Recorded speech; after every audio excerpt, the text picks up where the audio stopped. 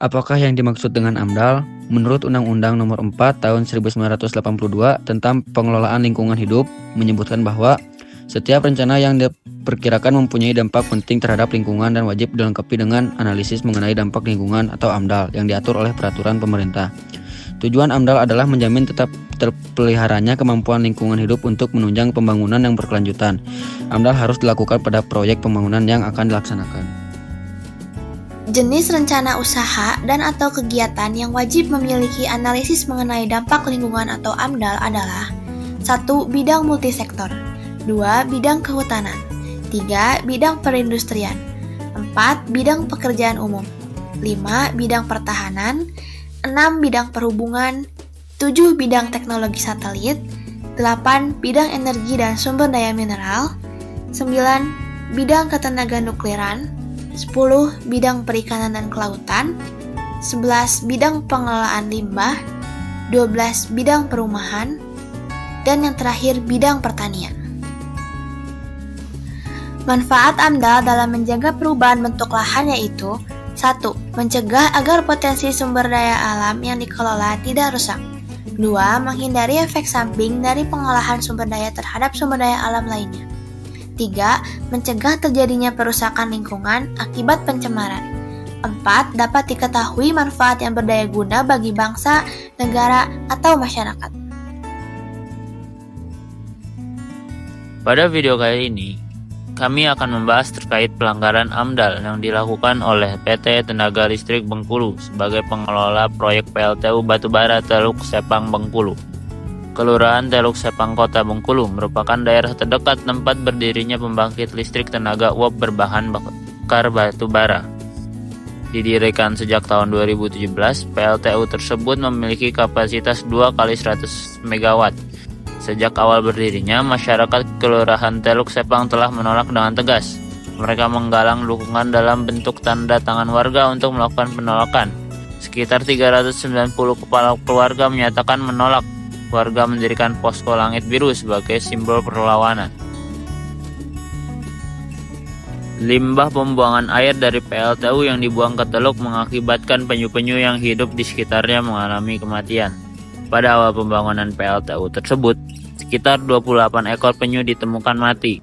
Peristiwa lainnya yang diduga sebagai pelanggaran AMDAL yaitu terjadi pada lahan kebun sawit salah satu warga yang diambil oleh pihak PLTU dengan cara yang tidak adil atau digusur tanpa kompromi dan berdialog.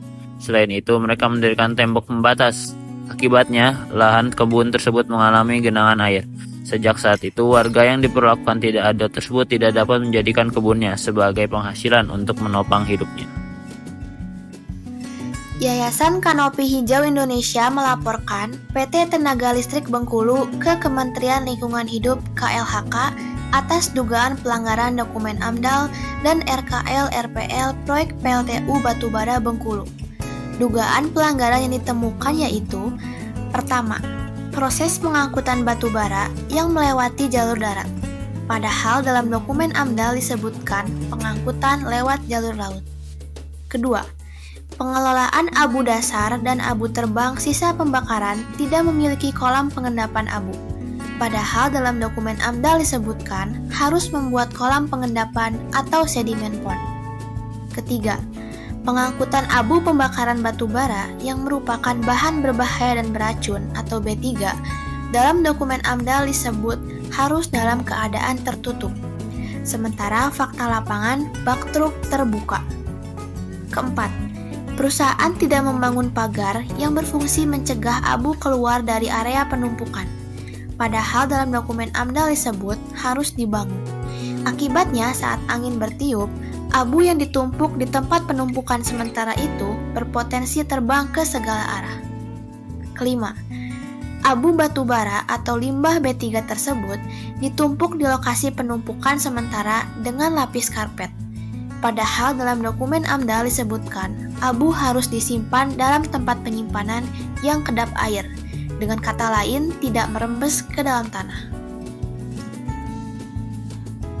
Solusi yang dapat dilakukan untuk mengatasi pelanggaran ini adalah dengan memastikan bahwa setiap proyek pembangunan PLTU mematuhi secara ketat aturan-aturan yang tercantum dalam dokumen AMDAL. Dengan demikian, potensi dampak negatif yang timbul terhadap lingkungan dan masyarakat dapat dicegah.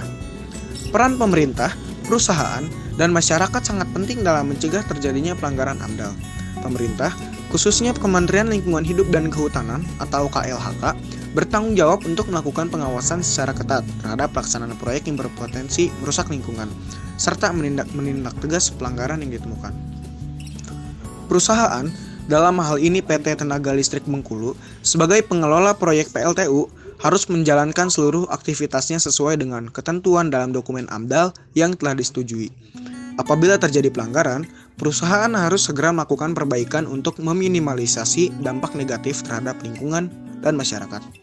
Di sisi lain, masyarakat dapat membantu jalannya proyek dan melaporkan jika adanya dugaan pelanggaran kepada pihak berwenang.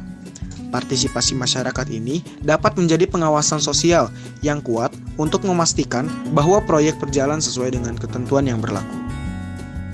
Penting bagi kita semua untuk menyadari bahwa pelanggaran terhadap AMDAL dapat berakibat serius bagi lingkungan.